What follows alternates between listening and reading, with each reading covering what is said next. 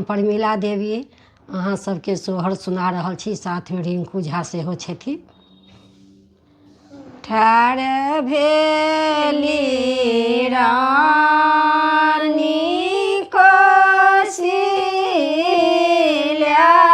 की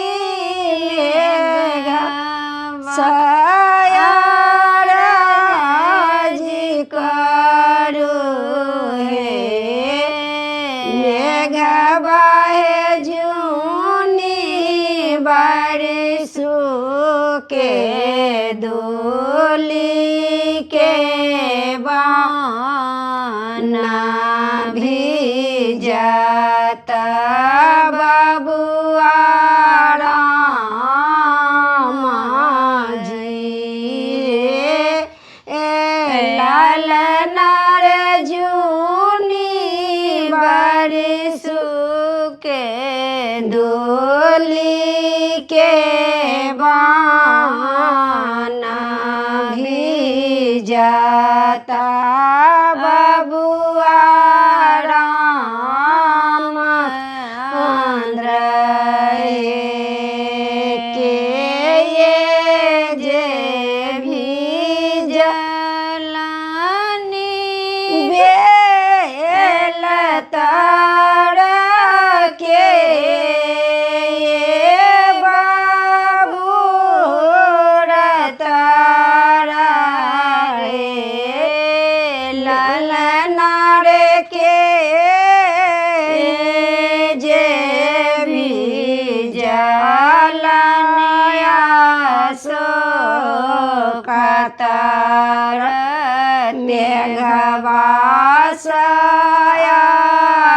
मेघवासयाजी के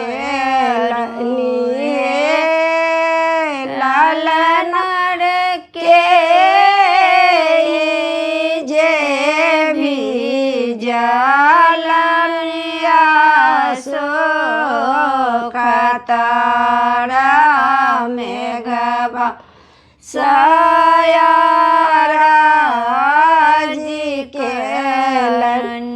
हे राम जी जे भी जलानी बेल तर लक्ष्मण बाबू रतर लाल नार सीता सुंदरी भी जलनिया सो कतर तीनों जीव व्याकुल रे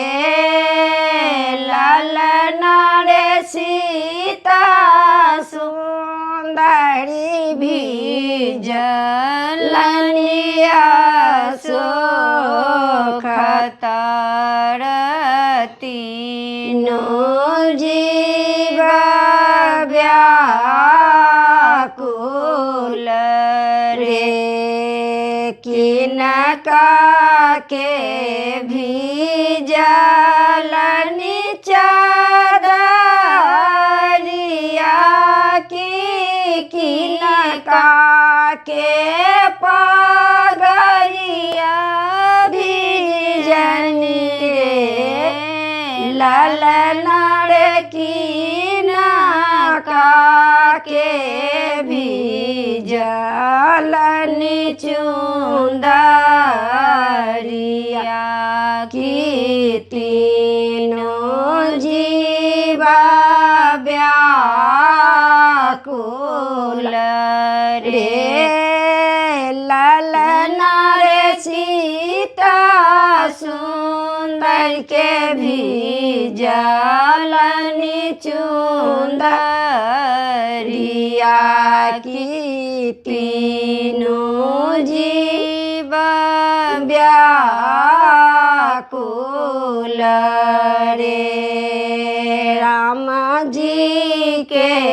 भी जलनी चादरिया की मन के पगड़िया भी जई रे ललन रे सीता सुंदर के भी जलनी चुंदरिया की तीनों जीवा व्याकुल